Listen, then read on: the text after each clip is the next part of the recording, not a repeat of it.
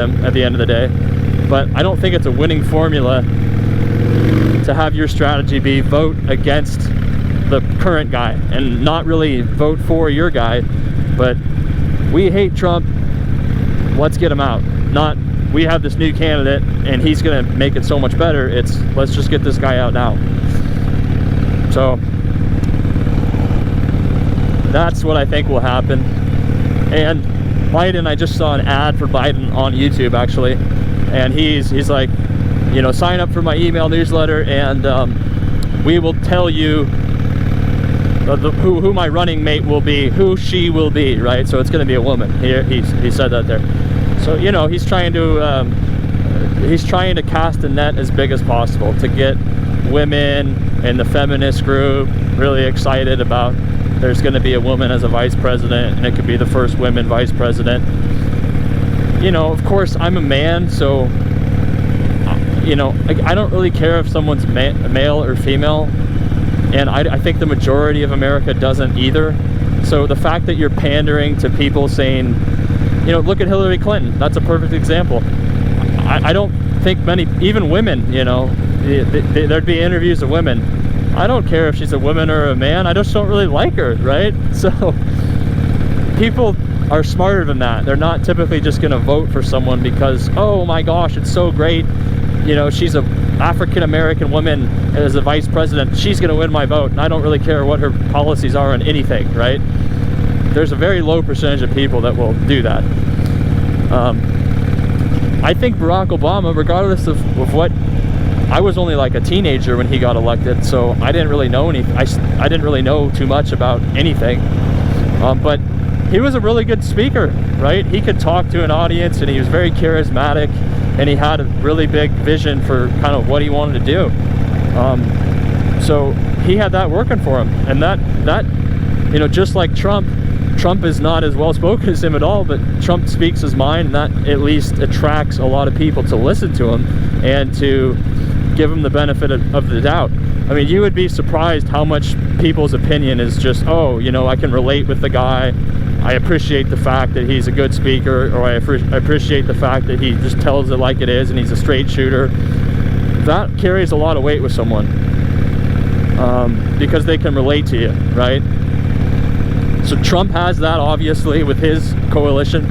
I thought Obama, you know, even if you're a Republican, you could say, yeah, hey, this guy, I don't care about his policies, but as far as just being a good speaker and being able to orate well and kind of connect with people at that level, he was really good at that.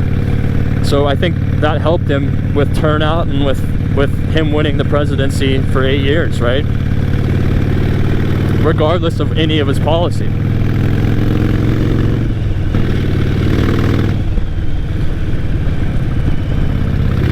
I don't think Biden has that, right? I think he's kind of like aloof, and like I said, he doesn't seem like he's like all there. So it seems like it's more of an anti-Trump play than a pro-Biden play.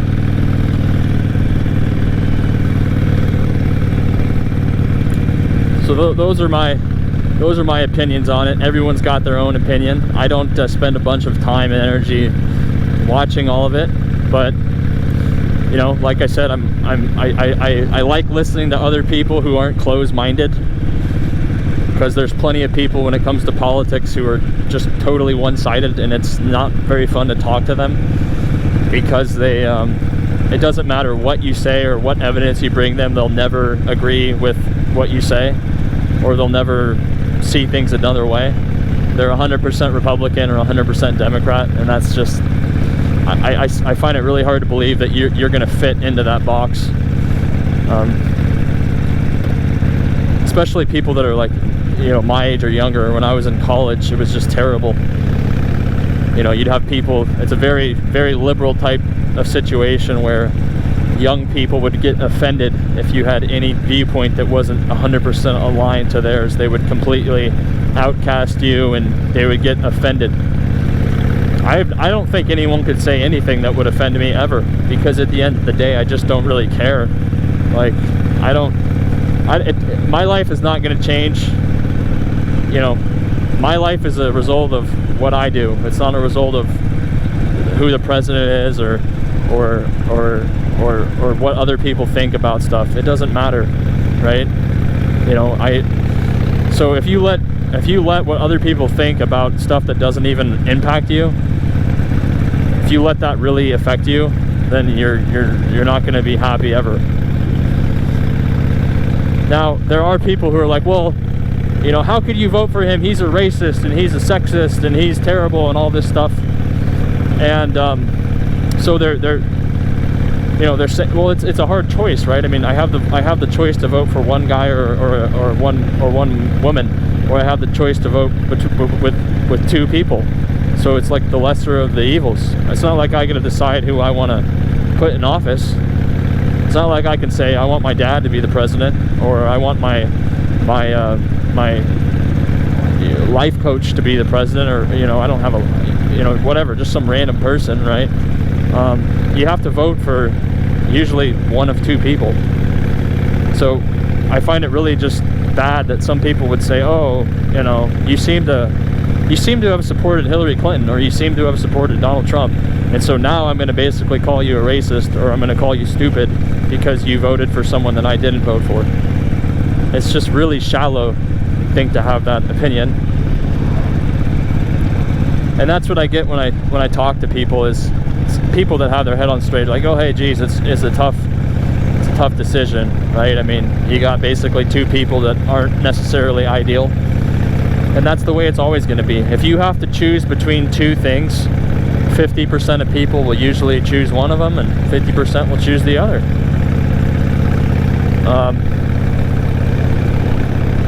And it's hard to get, you know, just think about it. If you had a room full of 10 people, it's probably hard to get any of them to agree on anything, right? Like, what's the capital of Washington State? I just bet you you know, one or two people would probably think it's Seattle or Tacoma or something, right? Because they just don't know.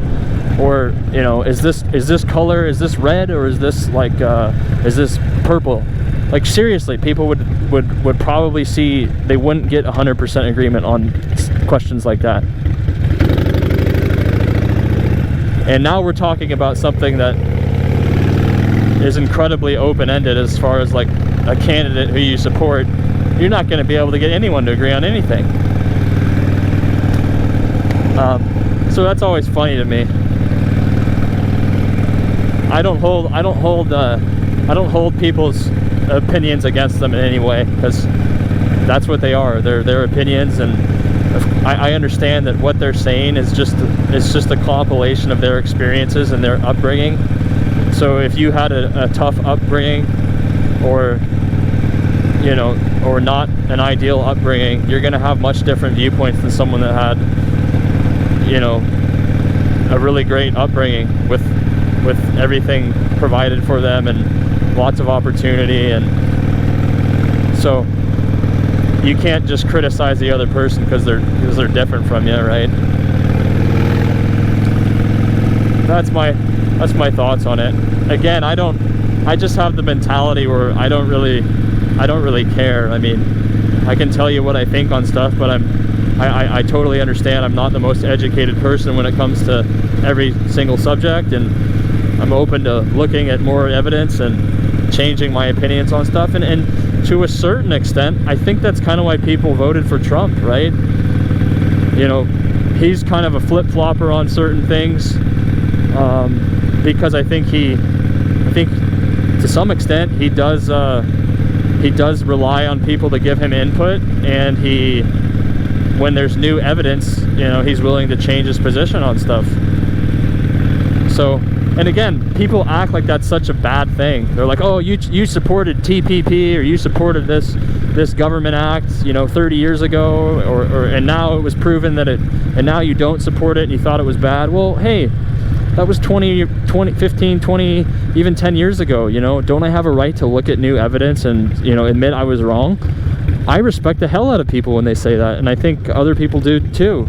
Like, hey, you know, we thought it was the best use of our resources back then to do that, and we were wrong. You know, we realized it wasn't the best deal for our country, and so, yeah, I want to you know, I want to go on record and say that I don't support that position anymore, and you know, that I'm willing to look at things objectively and change my opinion given enough time and evidence to the contrary, right? Who the hell is going to be upset with that answer, right? That's just the same as anyone, right? I mean, yeah, you know, I didn't want to go to the gym, but you know, I got really fat, so I decided I wanted to go to the gym, right? My wife was telling me I should go to the gym because if I didn't, I might get a heart attack and die, right? Well, I just don't want to go to the gym, so I'm not going to go. It's like, no, you know, you're not healthy. Your cholesterol is really bad. You're clinically obese, and I'm going to keep eating ding dongs. It's like, well, you can totally do that, but you know, given the evidence, you should probably eat better and maybe lose some weight, right? You know, if you ignore all the evidence and say you're fine and say, you know, you don't want to do that, then okay, you know, you just live with the results of that. But I think a lot of people would, you know, they'll if the evidence is really mounting against them, a reasonable person will change their mentality and do something different. So, and I still think that's the majority of America, majority of people. Yes, they have biases, and they're bent one way or the other as far as being dispositioned to support someone or not support someone. But when there's so much evidence, you know, basically refuting their position,